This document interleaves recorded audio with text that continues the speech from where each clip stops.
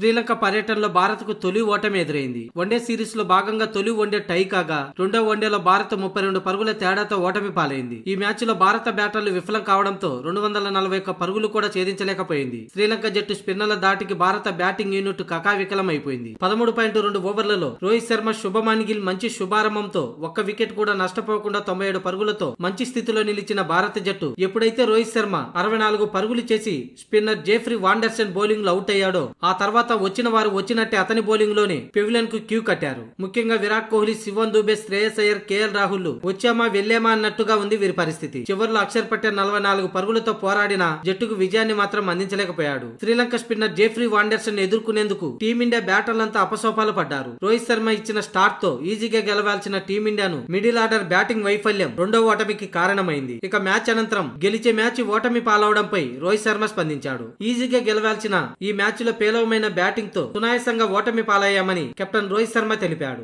ఆరంభంలో మంచి స్టార్ట్ అందుకున్నాం, కానీ ఆ తర్వాత వరుసగా వికెట్లను కోల్పోవటం తీవ్ర నిరాశ గురి చేసిందని, కానీ ఇలాంటి పరాజయాలు సహజమేనంటూ రోహిత్ శర్మ చెప్పుకొచ్చాడు. కండిషన్స్ కు తగ్గట్లుగా బ్యాటింగ్ చేయడం చాలా ముఖ్యం. జెఫ్రీ వాండర్స్ అద్భుతంగా బౌలింగ్ చేశాడు. ఈ గెలుపు క్రెడిట్ అతనికే ఇవ్వాలి. నేను ఎంత దూకుడుగా ఆడినా ఏం లాభం, మిడిల్ లో ఒక్కరు కూడా సరైన బ్యాటింగ్ చేయలేదు. అక్షర్ పటేల్ పర్వాలేదు, మొత్తానికి మిడిల్ ఆర్డర్ వైఫల్యంపై చర్చించాల్సిన అవసరం ఉంది అని రోహిత్ శర్మ చెప్పుకొచ్చాడు.